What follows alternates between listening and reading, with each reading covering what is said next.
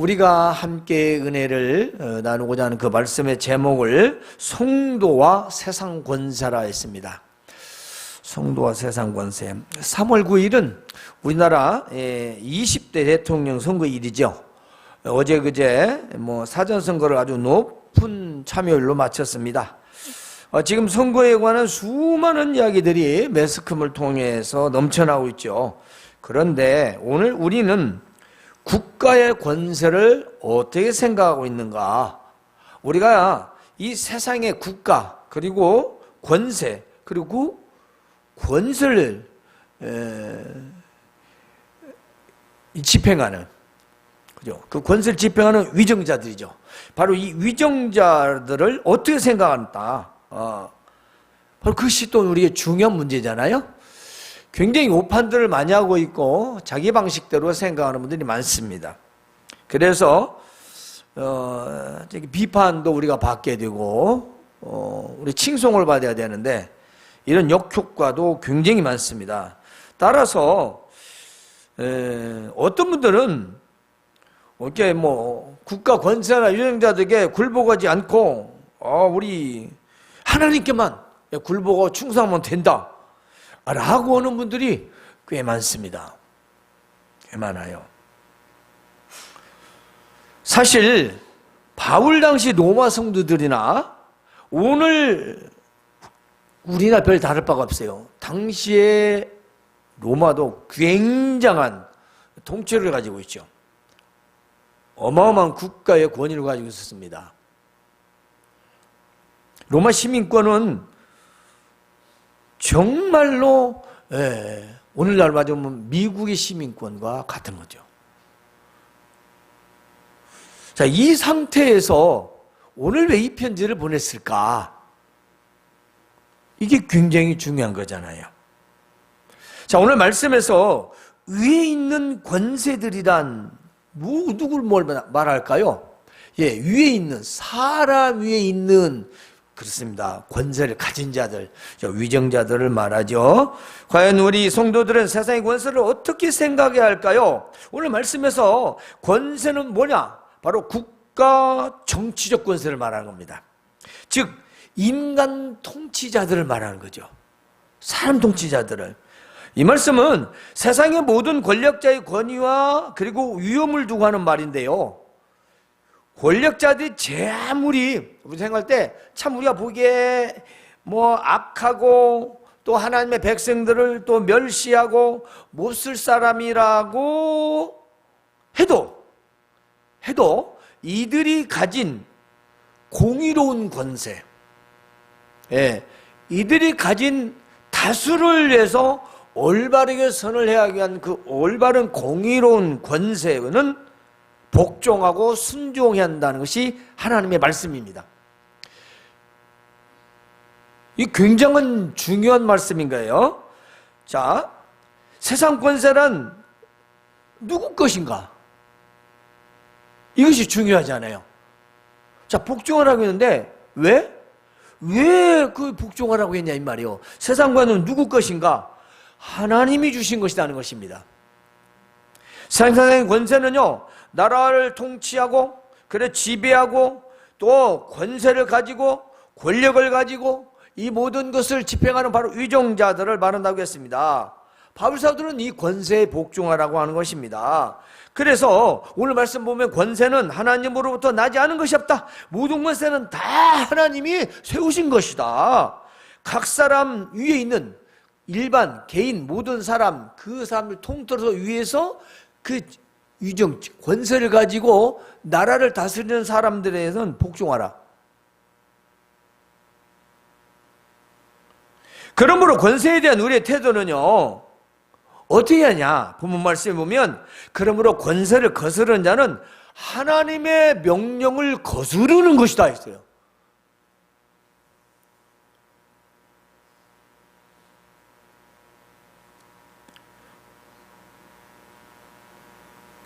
이게 굉장히 중요한 말씀인데요, 이렇게 하나님의 명령과 동일하게 한 의미를 또 우리가 알아봐야 되겠죠. 자, 권세를 거스르는 것은 하나님의 명을 거스르는 것과 마찬가지고 그들은 심판을 받게 된다는 것입니다. 하나의 심판은 뭐겠죠? 이 나라의 각 나라에 따르는 법의 심판을 받는 겁니다. 왜냐? 법을 어기고 권세자들의 그 공의로운 권세를 따르지 않으면 그 나라의 법에 의해서 다스림을 받게 되죠. 징벌을 받게 된다는 것입니다. 그래서 정당한 일을 하는 사람은요, 통치자나 지배자나 권세자를 두려워하지 않습니다. 그것도 내가 올바르게 살아가는데, 바른 일을 하는데, 그 사람들이 경찰이 왜 두렵고, 판사가 왜 두렵고, 검사가 왜 두렵겠어요? 그럴 일이 없죠. 법이 뭔 소용이 있어요? 내가 올바르게 살아가는데. 에? 그렇지 않을까요? 정당한, 옳고 정당한 일을 향한 사람은 이처럼 권세자들을 두려워하지 않고, 악한 일을 하는 자들이 언제나 두려워한다는 겁니다. 그렇지 않을까요? 그래서 죄를 지은 사람은 사이렌 소리만 나도 몸을 숨기고 피하려고 하는 거예요. 의식적으로. 왜 그러죠? 죄 졌으니까. 이거 한 예죠. 그렇지 않나요? 여러분들 다 운전하죠. 차를 가지고 가는데 갑자기 뒤에서 형광등 켜지면서 소리가 막 나와. 내가 뭐 잘못했나? 내가 뭐 위반했나? 왜 그래요? 법과 관련이 된 거죠. 그러듯이 내가 뭐 아무런 위반한 사항이 없으면 뭐 울리고 우든 바짝 쫓아오든 아무런 두렵지 않은데 내가 막 신호등 아이고 그냥 왔네. 그러면 돼요? 두근두근 오면서 차 한쪽으로 대라고 소리 나오죠, 뒤에서. 그게 뭐냐면 내가 세상을 살아가면서 정당한 일을 하고 올바르게 살아가면 세상 권세가 아무리 강해도 나하고 내 두려움이 되지 않는다 이 말입니다. 그런데 내가 세상에 있는 권세의 그 법을 내가 정당하게 하지 않고 불법을 하거나 불의를 하거나 그리고 그것을 거역하거나 명을 따르지 않으면 세상의 심판도 받게 되고 하나님의 심판도 받게 된다는 말씀입니다. 왜냐하면 하나님은 공의의 하나님이시기 때문입니다. 어떤 무지한 자들은 하나님의 공의를 자기의 공의로 내세우면서 마치 자기 공의가 자기 의의가 하나님의 공의라고 외치면서 헛된 일을 하는 사람들이 좀 있습니다.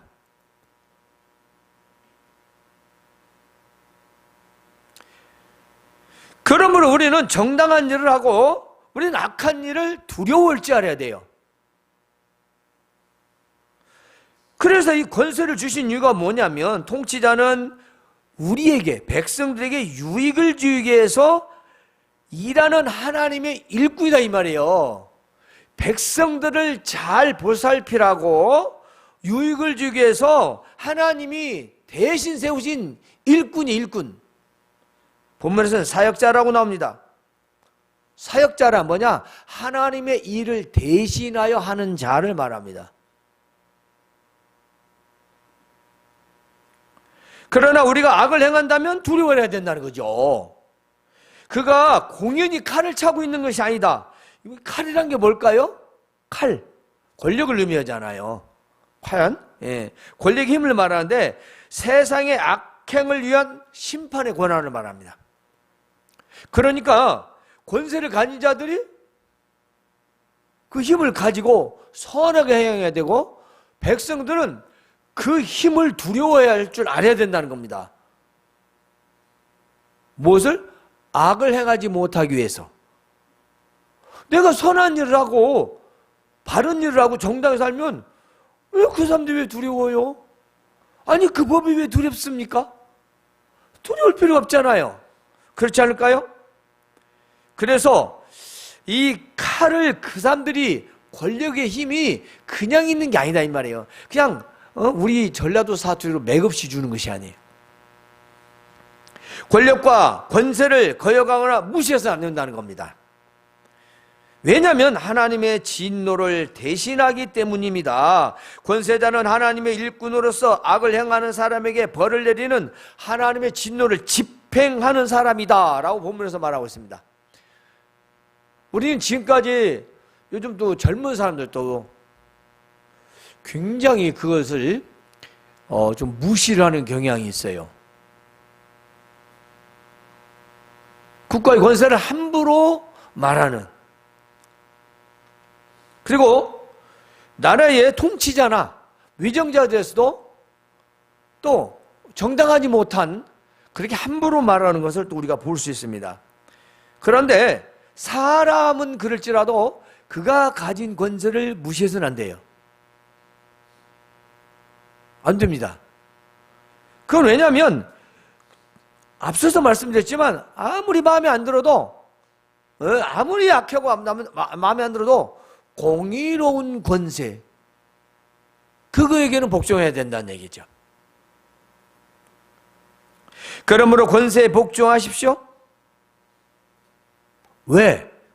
벌 받을까봐 두려워서 하지 말고 양심에 따라서 하라. 양심에 따라서. 양심을 위해서라도 하라 이 말이야. 양심을 위해서. 나 벌 받으니까 내가 무서워서 억지로 마지 못해서, 신앙생활도 그런 분들이 좀 있어요. 자원에서 기쁨으로 하는 게 아니라 아유 안 다닐 수 없으니까, 예배 안 할 수 없으니까 억지로. 하나님께서는 세상의 법도 벌 받을까 봐 두려워서 그렇게 지키지 말고 아예 양심에라도, 양심을 따르기 위해서도 지키래잖아요. 그 권세의 모든 것들을 순응하며 따라야 된다는 것입니다. 우리가 하나님의 백성은 오죽하겠습니까? 하나님 말씀에 대해서는 더 순응하며 따라야 되는 건 당연한 거 아니겠습니까? 에? 세상의 법도 따르라는데, 세상의 권세도 순응하라는데, 복종하라는데, 하나님의 명령, 하나님 말씀을 우리는 당연히 따라야 되지 않겠습니까? 왜냐하면 권세자는 하나님의 사역자이기 때문입니다. 악을 행하는 사람에게 벌을 내리는 자이기 때문입니다. 하나님의 진노를 대신하는 자이기 때문입니다. 하나님께서 내릴 진노를 그 사람들을 통해서 내리신다는 겁니다.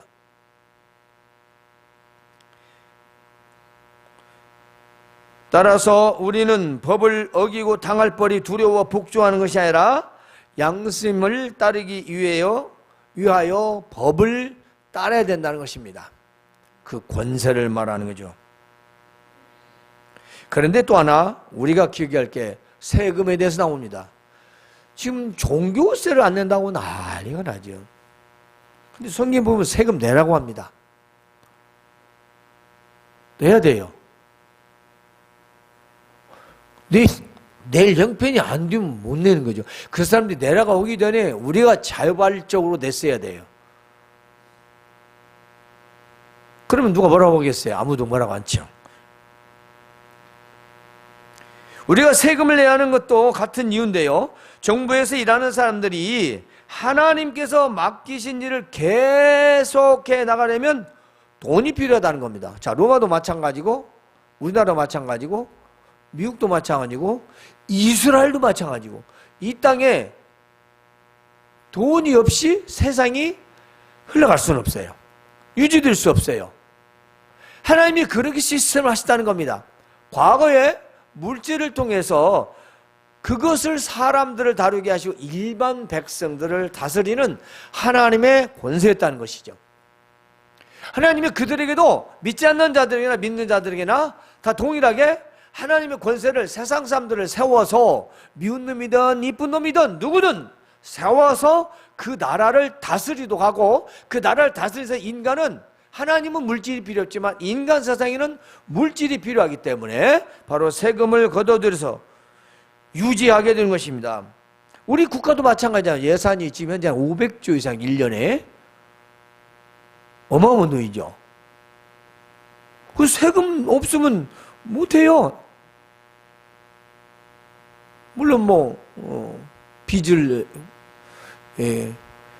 국채를 얻기도 하고. 이 납세라는 것은 어디든지 다 필요하죠. 근데 어떤 분들이 이것을 11조를 세금이라고 하는 아주 좀 생각이 잘못된 분도 있어요. 세금이 아니에요. 거룩한 의무죠. 이 납세는 국가에 대해서, 지방에 대해서 여기서 다 모든 내야 할, 국민으로서 내야 할 세금은 다 내야 된다는 것입니다. 왜냐하면 세상에 우리만 믿는 게 아니라 안 믿는 사람도 있기 때문에 하나님은 공의 하나님이기 때문에 안 믿는 자들까지도 다 살피려면, 선하게 하려면 그것이 필요하니까 납세 의무를 다하라는 것입니다. 바쳐야 할 세금은 바치고, 두려워할 사람은 두려워하고, 존경할 사람은 존경하라, 그런 것입니다. 왜 그랬을까요? 당시에 로마의 기독교인들이 납세를 거부하거나 납세에 대하여 저하고 있지 않다는 것을 지금 편지를 통해서 말해주고 있는 것입니다.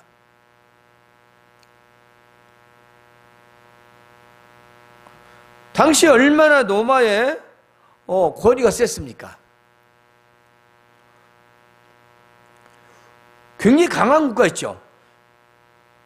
그러니까 이때 당시 아마도 로마의 기독교인들 가운데는 그 이교도, 그죠, 다른 종교를 가진 국가인 로마 정부에 세금을 내는 것을, 근데 우리가 믿는데, 우리 기독교인데 우리가 왜 무슨 로마에다가 왜 세금을 내야 되는 거야? 이렇게 생각하는 사람이 있었다는 겁니다.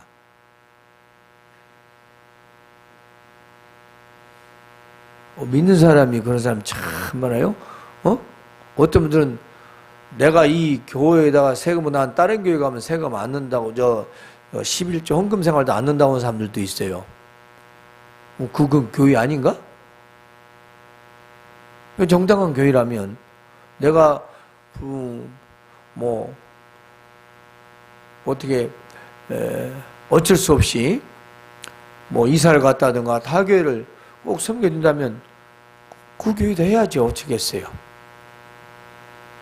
내가 섬기는 교회에다가는 해야 되는 겁니다. 뭔가 이게 지금 그 세금이나 또 우리가 하나님이 드린 헌금에 대한 생각들도 좀 잘못 생각하는 분들이 상당히 있어요. 그러므로 우리가 생각할 때 왜 믿는데 하나님 앞에만 하면 되지 나라에다 왜 하냐, 이렇게 생각할 수도 있기 때문에 바울 사도는 이와 같이 로마 교인들에게 편지를 써서 보낸 것입니다. 그러면서도 징벌이 두려워 억지로 세금을 냈을 겁니다. 이렇게 내면서 안 낼 수도 없다, 왜 내야 돼 하면서 또 세금 안 내면 또 벌금도 내야 되고 우리나라로 가압류도 들어오고 아마 이러잖아요. 그러니까 바로 이렇게 억지로 냈다는 것도 우리가 생각할 수 있어요. 이것은 바로 로마 당시에 어떤 법적 처벌을 받기보다는 우리는 하나님의 백성들이니까, 예수를 믿는 사람들이니까 우리 그리스도인들은 그거에 순응해야 된다.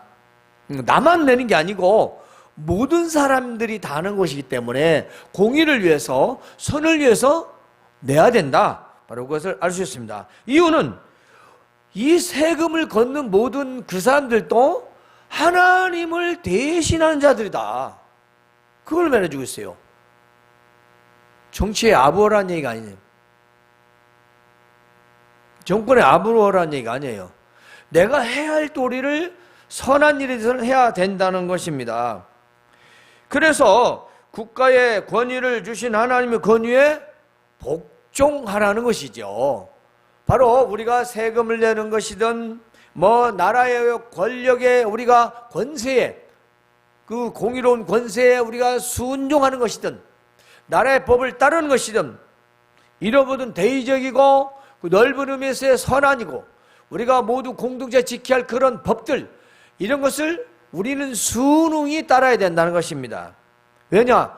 그런 권위가 그들의 것이 아니고 하나님이 주셔서 하나님이 그들을 통해서 백성들을 다스리기 때문이라는 것입니다.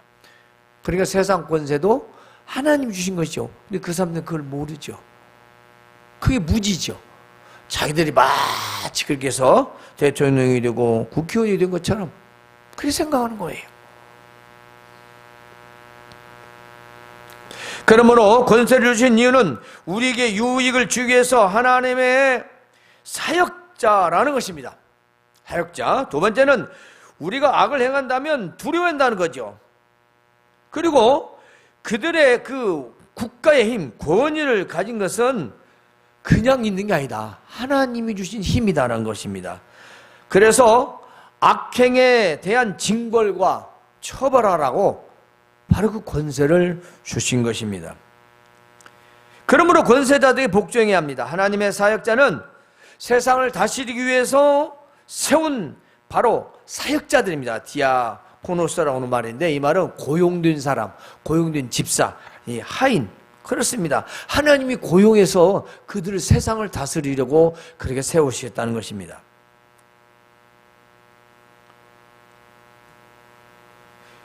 그러므로 우리는 바쳐야 할 세금을 정당하게 바쳐야 되고, 또 두려워할 자를 두려워해야 되는 것입니다.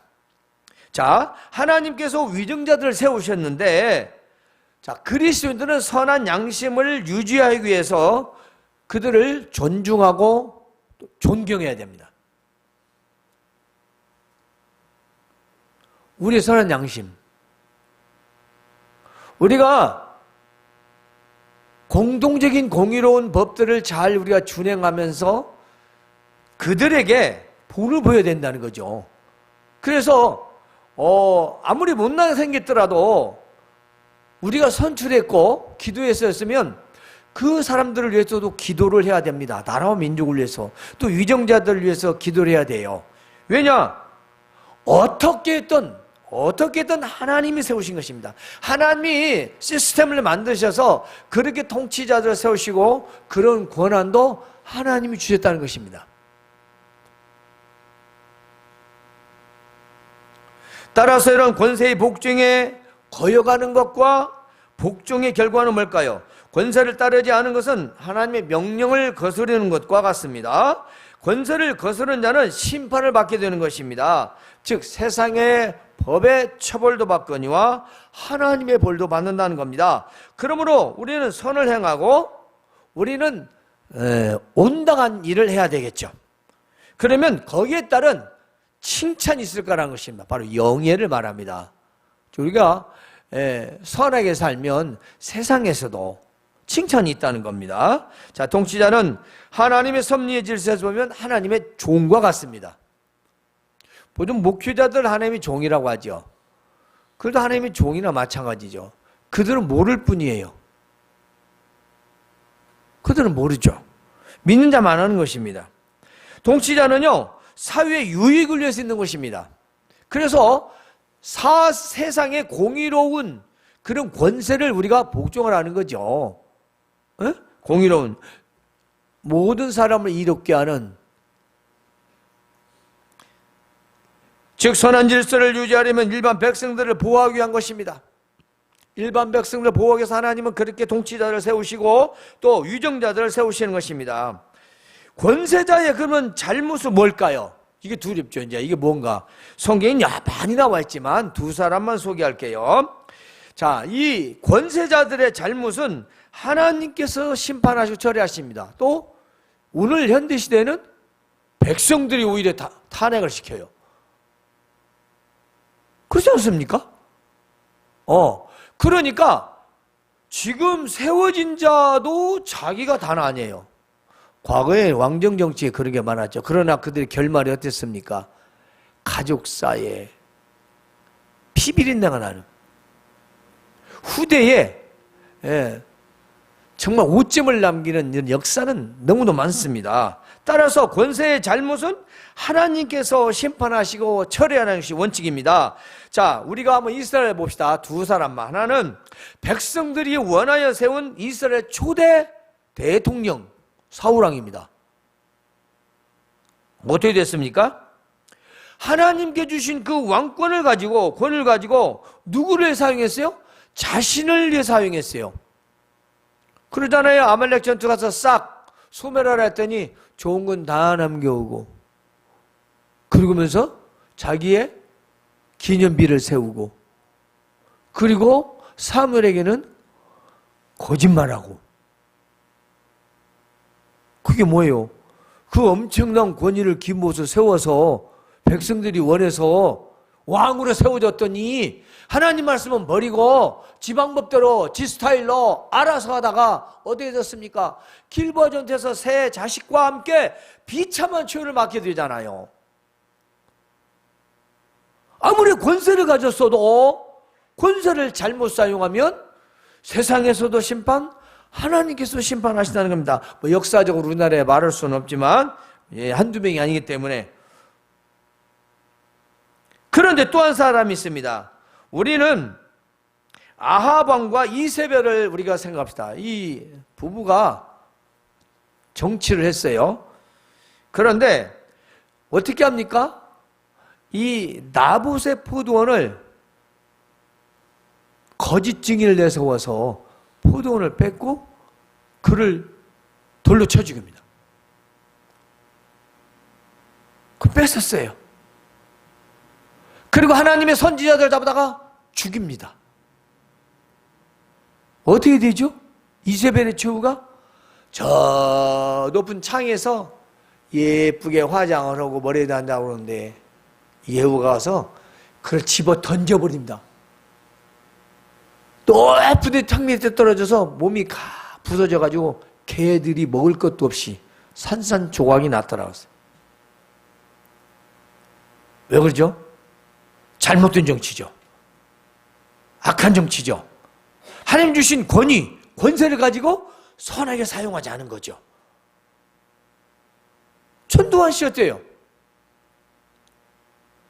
우리 다 봤잖아요. 때문에 권세를 가졌다고 그것이 자기 것이 아닌 거. 안타까운 건 그들이 그걸 모른다는 겁니다. 또 우리 민사람들은 잘못 알고 있다는 것입니다. 무조건 뭐 반대를 하고 마음에 안 들면 반대하고. 그게 아니죠.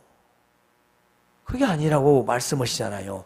공의로운 권세를 우리는 존중하고 또 거기에 복종해야 된다는 것입니다. 그러므로 성도들은 권세에 복종하시기 바랍니다. 세상의 모든 권세는 다 하나님께 세우셨기 때문입니다.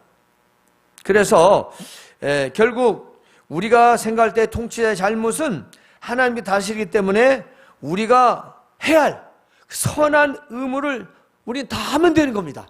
우리는 의리의 의무를 선하게 다 하면 되는 거예요. 불의에는 따를 수 없죠. 그래서 권세에 불복종한 하나님의 명을 거역하는 것입니다. 그러므로 정당한 일을 하시고 납세의 의무도 잘 지키시고 선을 행하면 칭찬과 영예를 얻게 되는 것입니다. 우리 성도들은 세상의 모든 권세는 하나님께서 세우신 것을 분명히 아시고 또 권세에 복종하며 성도답게 세상의 본이 되어 살아가시길 주님의 이름으로 축원합니다. 하나님 우리 아버지 하나님 감사합니다. 오늘 우리 성도와 세상 권